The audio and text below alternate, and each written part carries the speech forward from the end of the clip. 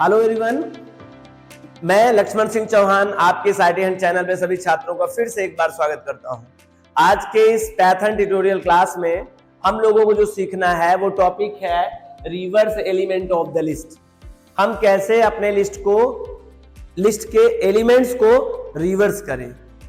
Reverse in the sense आपका मतलब समझिए। रिवर्स का मतलब होता है जैसे मैंने किसी लिस्ट में 1 2 3 4 5 कुछ वैल्यू रखा हो और रखा तो 1 2 3 4 5 है, मैं चाहता हूं वो पीछे से मतलब 5 4 3 2 1 इस तरह से छपे, रिवर्स कर दिया जाए, उलट दिया जाए।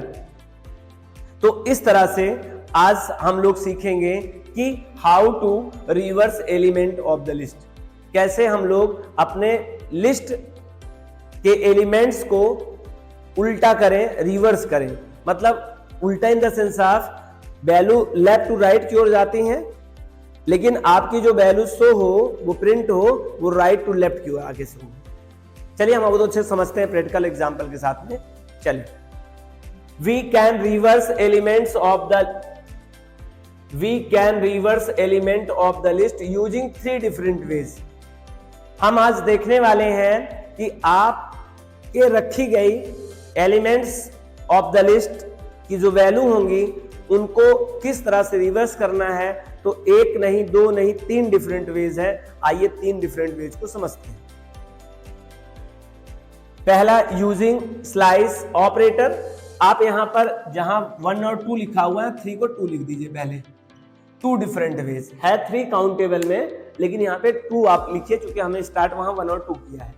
We can reverse element using 2 different ways. कौन कौन तरीका है? यूजिंग स्लाइस ऑपरेटर, हम स्लाइस ऑपरेटर की मदद से अपने लिस्ट के एलिमेंट्स को रिवर्स कर सकते हैं। दूसरा, यूजिंग प्री डिफाइंड मेथड्स और फंक्शंस, हम पहले से बने बनाए प्री डिफाइंड मेथड्स से या फंक्शन की मदद से हम लोग यूज कर सकते हैं, रिवर्स कर सकते हैं वैल्यू को। पहला तरीका using slice operator. Slice operator सबको पता होगा, आई होप। स्लाइस ऑपरेटर एक स्पेशल ऑपरेटर है जिसकी मदद से हम सीक्वेंस डाटा टाइप या सीक्वेंस क्लास के एलिमेंट्स के साथ एक्सेसिबिलिटी प्राप्त करते हैं। स्लाइस ऑपरेटर अगर आपको नहीं आइडिया है तो हमने आपके इसी डिस्क्रिप्शन लिंक में आपको अवेलेबल मिल जाएगा स्लाइस ऑपरेटर, आप वहां से बहुत अच्छे स्लाइस ऑपरेटर पढ़ सकते हैं। वैसे आपको 2 बातें बता दूं रिकॉल करने के लिए आपके लिए कि स्लाइस ऑपरेटर के पास 3 पार्ट होते हैं, 3 हिस्से होते हैं। First part, second part, third part, जिसके अंतर्गत 2 स्लाइस ऑपरेटर यूज किए जाते हैं स्लाइसिंग ऑपरेशन में। स्लाइस ऑपरेटर जब यूज किया जाता है तो उस तरह के ऑपरेशन को हम लोग स्लाइसिंग ऑपरेशन कहते हैं। स्लाइसिंग ऑपरेशन जब आप करते हैं तो आपको इंडेक्स, इसे हम लोग बोलते हैं इंडेक्स ऑपरेटर, और आपको 2 स्लाइस ऑपरेटर यूज करना पड़ता है, एक ये पार्ट और एक ये पार्ट और एक ये पार्ट। ये जो पहला पार्ट है ये पार्ट कहलाता है start index number, this is a and index number, this is a step index number. और सबको पता है इंडेक्स नंबर क्या होता है, लिस्ट में फॉरवर्ड डायरेक्शन की तरफ, जिसे हम पॉजिटिव इंडेक्स नंबर कहते हैं, फॉरवर्ड इंडेक्स नंबर कहते हैं, जो पॉजिटिव में होता है 0 1 2 3 1। और जब बैकवर्ड में आप आएंगे तो -1 -2 -3 -4 -6 ऐसे @1 इधर रहता है।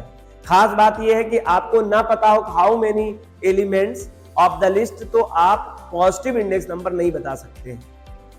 लास्ट का पॉजिटिव इंडेक्स नंबर क्या होगा, क्योंकि इसके लिए लास्ट को जानने के लिए आपको कुल नंबर ऑफ एलिमेंट्स कितने हैं ये पता होना चाहिए।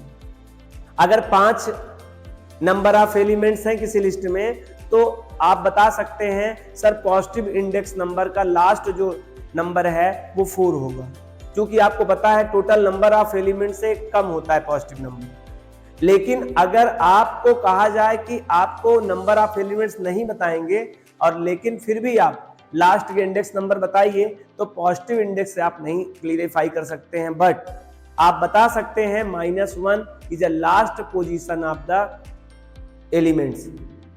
और वो कितने भी एलिमेंट्स रहे आपको उससे लेना देना नहीं, क्योंकि वहां -1 फिक्स होता है। आई होप आपको इंडेक्स क्या है, इंडेक्स का किस तरह से रिप्रेजेंटेशन होता है, ये आपको बहुत अच्छे से पता होगा। अगर आपको नहीं पता हो तो इंडेक्स इसी डिस्क्रिप्शन लिंक में मिलेगा, वहां पर आप इंडेक्स पहले देख लीजिएगा बहुत अच्छे से। How to create list object पहली क्लास में जब ऑपरेशन लिस्ट का पहला शुरू हुआ था उसी में बहुत अच्छे से आपको एक्सप्लेन किया गया है। चलिए, आई होप आपको बात समझ में आ गया। हमने कहा इसको स्लाइस ऑपरेटर की मदद से करते हैं। स्लाइस ऑपरेटर कुछ इस तरह से होता है। स्लाइस ऑपरेटर की मदद से जो ऑपरेशन करते हो स्लाइसिंग ऑपरेशन कहते हैं। स्लाइस ऑपरेटर शब्दों किसके अंदर यूज किया जाता है, ये इंडेक्स ऑपरेटर के अंदर यूज किया जाता है। और इंडेक्स ऑपरेटर में कितने स्लाइस ऑपरेटर यूज हो सकते हैं, मैक्सिमम 1 2, मिनिमम 2, मिनिमम भी 2 और मैक्सिमम भी 2। चूंकि जब स्लाइसिंग ऑपरेशन होता है तो ये दोनों होना अनिवार्य है। इनके कांस्टेंट वैल्यू ऑप्शनल हो सकते हैं, ये अलग बात है। तीनों का तीनों ऑप्शनल हो सकता है, इनके कांस्टेंट वैल्यू ना रहे ये भी ऑप्शनल हो सकता है। Constant value in the sense आप इंडेक्स नंबर शुरुआत का ना ही हो तब भी कोई बात नहीं है, लास्ट का इंड का ना हो फिर भी ऑप्शनल है, कोई प्रॉब्लम नहीं होती है। आपका पीवीएम या आपका पाइथन कंपाइलर जो होता है वो आपको रिटर्न नहीं करता है एरर इस कारण से, क्योंकि बाय डिफॉल्ट इसका 0 होता है, इसका लास्ट इंडेक्स नंबर होता है, और यहाँ भी बाय डिफॉल्ट 1 होता है।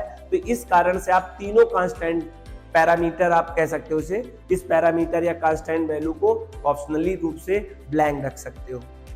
ठीक है, आई होप मैंने आपको एक शॉर्ट तरीके से एक बार फिर से पूरा स्लाइस ऑपरेटर समझा दिया। आपको और बेहतर समझना होगा तो आपको पीछे के लेक्चर में जाके देखना पड़ेगा। चलिए, इस बात को समझ में आता कि हमें यूजिंग प्री डिफाइंड मेथड और फंक्शन, हम प्री डिफाइंड मेथड से भी कर सकते हैं। पहले तो देखेंगे यूजिंग स्लाइस ऑपरेटर, ये रहा यूजिंग स्लाइस ऑपरेटर। सिंटैक्स देखिएगा, list object name, list object name लिखिएगा equal to list object name और फिर colon sign. Colon sign actually में इसका जो ओरिजिनल नाम है वो है कोलन साइन। स्टूडेंट ध्यान रखें, दिस रिजर्व सिंबल को हम लोग कोलन साइन कहते हैं, लेकिन पाइथन प्रोग्रामिंग लैंग्वेज की दुनिया में जब हम स्लाइसिंग की बात करते हैं तो हम इसे स्लाइस ऑपरेटर कहते हैं। ठीक है, अब ये भी स्लाइस ऑपरेटर है और ये -1 है। ये स्टेप वैल्यू क्या है, स्टेप वैल्यू आपकी -1 है, इसका मतलब आपको रिवर्स में लेना है, रिवर्स की ओर चलना है। -1 -2 -3 कहां तक चलेगा, पूरी लिस्ट तक आएगा। चलिए अब आपको एक्सप्लेन कर दूंगा अभी आपको समझाने के लिए, यहाँ पर इरेज करने के बाद कंटेंट को। और एक चीज यहाँ बताया जा रहा है, permanently reverse the list element. आप इसे क्या कर सकते हैं, परमानेंटली सॉरी इधर से पहले यूजिंग स्लाइस ऑपरेटर, सिंटैक्स ये है, लिस्ट ऑब्जेक्ट नेम लिखेंगे इक्वल टू सिंबल लिखेंगे और list object name same to same list object name होगा। और आप ऐसा कर सकते हैं, अगर आप इस तरह से स्लाइसिंग का यूज करेंगे तो याद रखना, इस तरह से करने का मतलब है आपकी जो लिस्ट है, ओरिजिनल लिस्ट है, वो परमानेंटली तरीके से रिवर्स में हो गई है। मतलब आपको पुरानी वाली वैल्यू जिस तरह से रखी गई थी वो कभी नहीं मिलेगी अगर आप इस तरह का सिंटैक्स यूज करते हैं। अगर आप चाहते नहीं सर ओनली रिवर्स करना चाहता हूं, वैल्यू में परमानेंटली नहीं करना चाहता हूं उस तरह से शिफ्ट, तो आपको प्रिंट में यही काम करना होगा। प्रिंट में लिस्ट ऑब्जेक्ट नेम, आपको पता होगा प्रिंट एक फंक्शन है जो केवल आपके वैल्यू को दिखाता है, ना कि कोई चेंजेस कर सकता है। पहले से आपको प्रिंट पता होगा, ये केवल दिखा सकता है ना कि आपका चेंजेस करेगा। तो लिस्ट ऑब्जेक्ट नेम के बाद आप यहां पर इंडेक्स ऑपरेटर के अंदर एक स्लाइसिंग, यहां कुछ नहीं लिखना है, दूसरा स्लाइसिंग ऑपरेटर, यहां कुछ नहीं लिखना है, तीसरे पार्ट में पैरामीटर -1, ध्यान रखना दिस इज वेरी इंपॉर्टेंट, -1 आपको देना है। -1 देने से क्या होगा, हमारा राइट टू बैकवर्ड डायरेक्शन, आप समझते होंगे बैकवर्ड डायरेक्शन इंडेक्स नंबर मैंने बताया था, तो बैकवर्ड इंडेक्स नंबर की ओर से वो सभी वैल्यू को प्रिंट करेंगे। ठीक है, और यहां बताया गया है कैन बी टेम्परेरी। अगर आप इस तरह से करते हैं टेक्निक तो ये टेम्परेरी टेक्निक है, आपके ओरिजिनल लिस्ट में किसी प्रकार का चेंजेस नहीं होगा, लेकिन वैल्यू आपको रिवर्स होके दिखेगी। और परमानेंटली, या तो आप क्या कर सकते हैं, इसकी मदद से हम ऑपरेटर की मदद से परमानेंटली भी क्या कर सकते हैं, रिवर्स कर सकते हैं। ये रहा परमानेंटली का तरीका। अगर आप परमानेंटली चाहते हैं तो परमानेंटली इस तरह का यूज करिए, टेम्परेरी चाहते हैं तो प्रिंट के अंदर यूज करिए। आई होप ये बात आपको समझ में आ गया कि स्लाइसिंग ऑपरेटर की मदद से we can reverse the list, हम लिस्ट को कैसे रिवर्स करें। चलिए दूसरा यूजिंग रिवर्स मेथड, हम रिवर्स मेथड की बात करेंगे। रिवर्स मेथड पैथन के क्लास का प्री डिफाइंड मेथड है, इसकी मदद से रिवर्स कर सकते हैं लिस्ट की वैल्यू। अब इसका जो सिंटैक्स है वो list object name dot reverse, और यहां पर आपको इंपटी रखना है, ये क्या करेगा, permanently reverse the list element. ध्यान रखना, आपने जैसा रखा था उस तरह से आपको कभी नहीं मिलेगा, वो रिवर्स हो जाएगा। आप रिवर्स करते हैं तो रिवर्स के बाद अगर आप प्रिंट करते हैं तो ऑलरेडी आपकी जो ओरिजिनल लिस्ट होती है वो परमानेंटली रिवर्स हो जाती है। मैं आपके लिए एक वर्क भी दे रहा हूं, आप चेक करके बताइएगा, कमेंट करके करिएगा कि क्या रिवर्स मेथड की मदद से परमानेंटली लिस्ट की वैल्यू ऑलरेडी वो चेंज हो जाती है, या प्रिंट करने पे पुनः वो आपको मिलता है, केवल रिवर्स दिखाता है। मैं ये कहना चाहता हूं कि रिवर्स मेथड से एज अ टेम्पोररी आपका बदलाव होता है या परमानेंटली होता है, आप चेक करके आप देख लीजिएगा, ठीक है। दूसरा तरीका देखिए क्या है, रिवर्स का एक दूसरा पैटर्न क्या है, आप देख लीजिए। प्रिंट में ये लिस्ट क्या है, ये लिस्ट कंस्ट्रक्टर है, लिस्ट फंक्शन है, जिसकी मदद से आपको पता होगा हम नई लिस्ट बनाते थे। आप आई होप मैं आपको एक्सप्लेन करने के लिए थोड़ा सा स्पेस लूंगा यहां पे, जिससे आपको ये बात क्लियर कर पाऊं।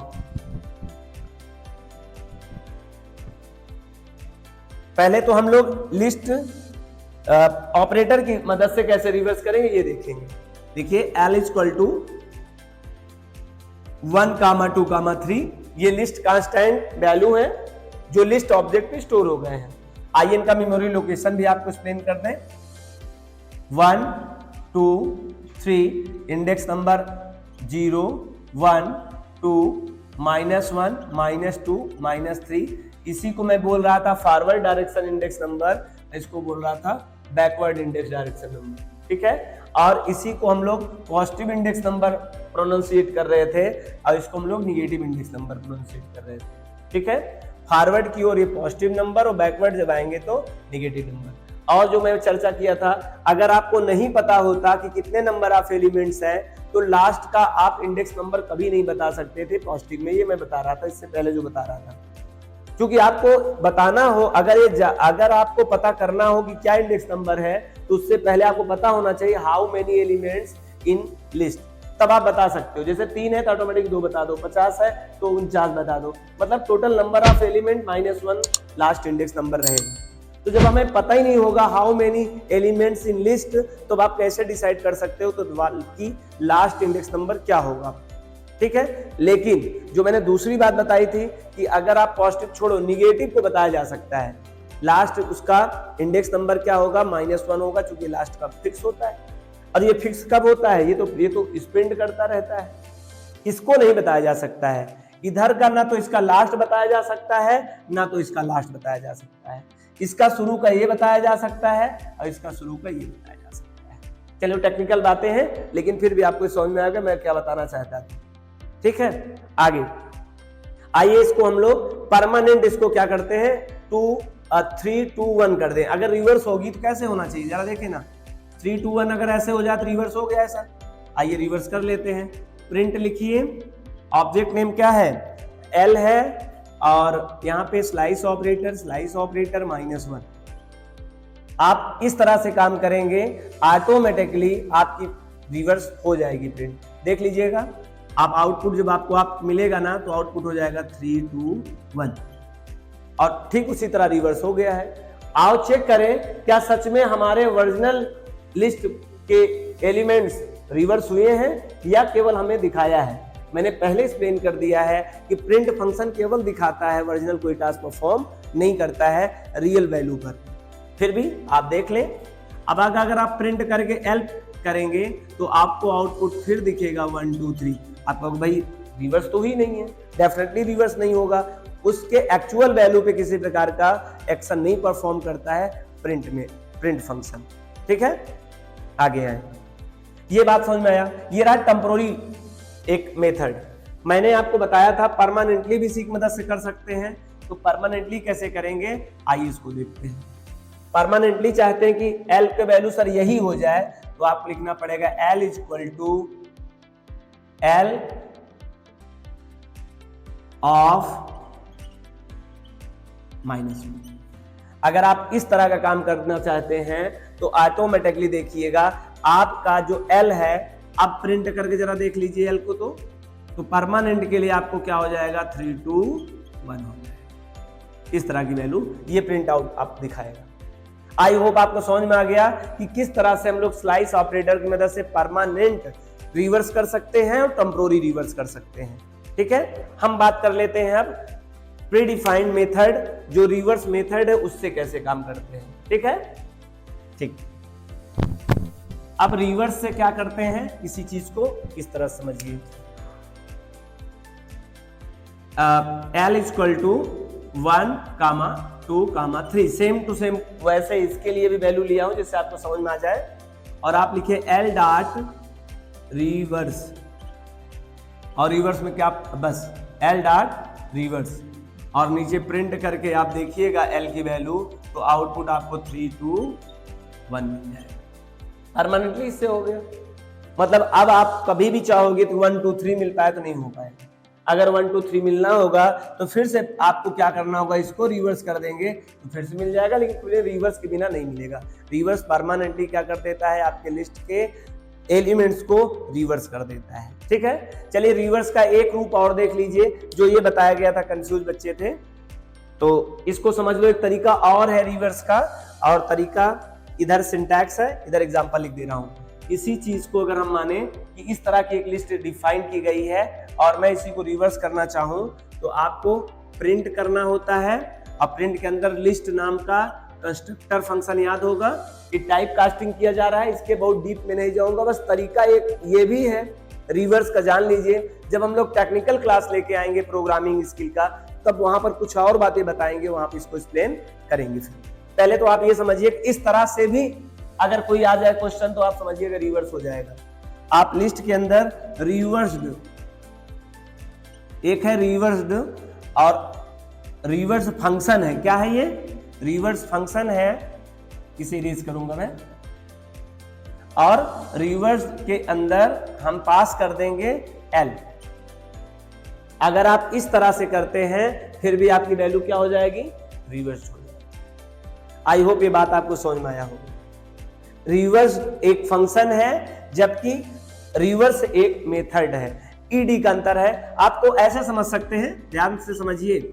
Sort double equal to reverse and sorted double equal to reversed.